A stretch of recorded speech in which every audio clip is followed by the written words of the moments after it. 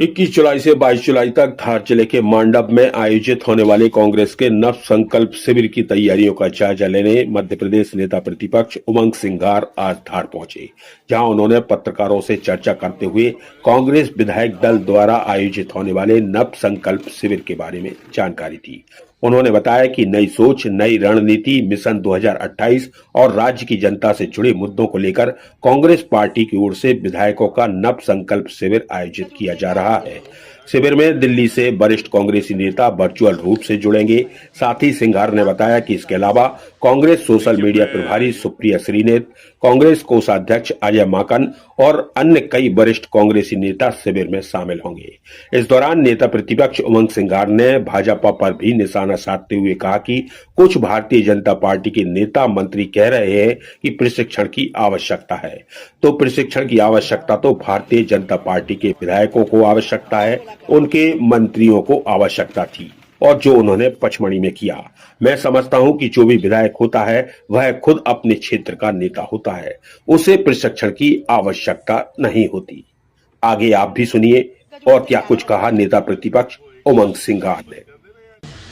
देखिए, मैं ये स्पष्ट करना चाहता हूं कि भारतीय जनता पार्टी के कुछ नेता मंत्री कह रहे हैं कि प्रशिक्षण की आवश्यकता है,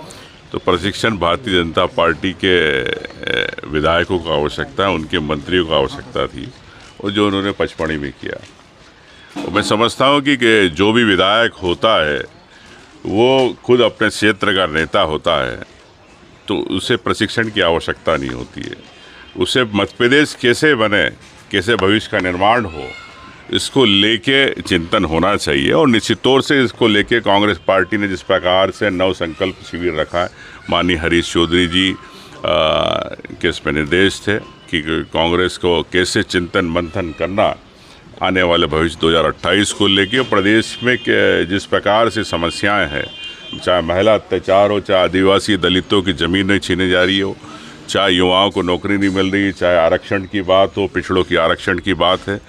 तो मैं समझता हूँ कि कई घोटाले हैं, हजारों करोड़ के घोटाले हो रहे हैं। जैसे जल जीवन मिशन, लोगों को पानी मिलना चाहिए, तो ये जनता का पैसा, मध्य प्रदेश के